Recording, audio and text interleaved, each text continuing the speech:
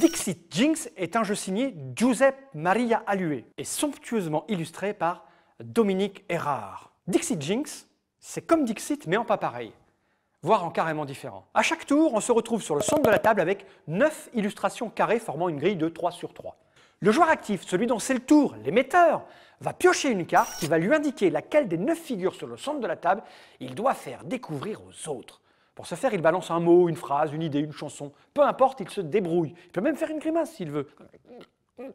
Comme ça. Fait ce qu'il veut. À ce moment-là, les autres joueurs, les récepteurs, doivent foncer le plus rapidement possible à l'aide de leurs petits doigts graciles et douillés, pointer la carte sur la table qui pense être celle que l'émetteur essayait de faire deviner avec son mot, sa phrase, sa chanson ou sa grimace. Vous allez comprendre maintenant toute la subtilité de l'indice que vous devez donner. Car si vous êtes trop clair, vous ne marquerez aucun point. Par contre, le premier joueur à avoir trouvé, puisque l'indice était facile, va lui marquer un point. Il va récupérer la carte qu'il aura pointée à juste titre. Par contre, si vous êtes un peu flou, juste pile poil ce qu'il faut, que certains joueurs se précipitent sur une carte qui n'est pas la bonne, puis qu'ensuite, quelqu'un qui a été un peu plus attentif pointe la bonne, ça c'est bon pour vous. Puisque toutes les erreurs vont vous rapporter des points. C'est clair?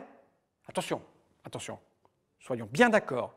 Si votre indice est trop dur à trouver et que tout le monde se trompe, là vous allez perdre des points. Et ça c'est mal. C'est un peu comme dans Dixit, mais en pas pareil. Puisque la différence avec Dixit, c'est que tout le monde a des cartes en main. Alors que là, non. Elles sont toutes sur le devant. L'intérêt dans Dixit Jinx, et ce pourquoi Dominique Erard est crédité sur la boîte au même titre que l'auteur, c'est que les illustrations participent énormément au principe et à la mécanique du jeu. Elles sont plus ou moins abstraites, plus ou moins concrètes, elles indiquent plus ou moins de choses comme des BD, des comics, des peintres, des choses abstraites et des trucs plus ou moins jolis. C'est une question de goût.